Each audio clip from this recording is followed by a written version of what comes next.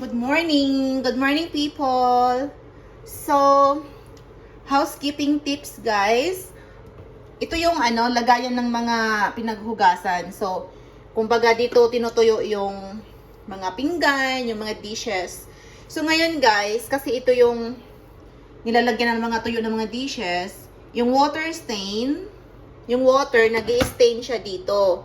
So, as you can see, madumi siya, di ba? Yan. So, ang gagawin natin, guys, gumamit lang tayo ng toothbrush, used toothbrush, and then, i-spray lang natin ng Palmolive soap, or kahit anong sabon, guys. Kasi water stain lang naman yan siya, so madali lang. So, ayan, gawin natin.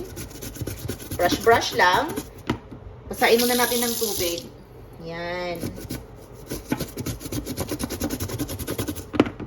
Sige, samahan nyo ako dito.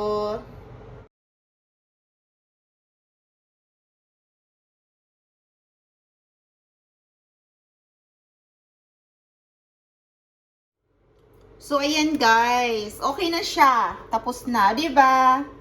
Ito may konti pa. So, ibabrush ko na lang siya. Ah, di ba? Para na siyang bago.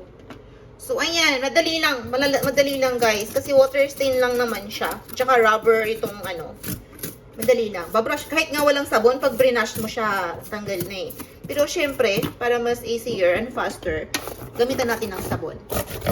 Ayan. So, housekeeping tips for today. How to clean your dryer mat. Dryer mat. Kasi, pang tuyo siya ng mga dishes. Dishes dryer mat. Yan guys. Thanks for watching.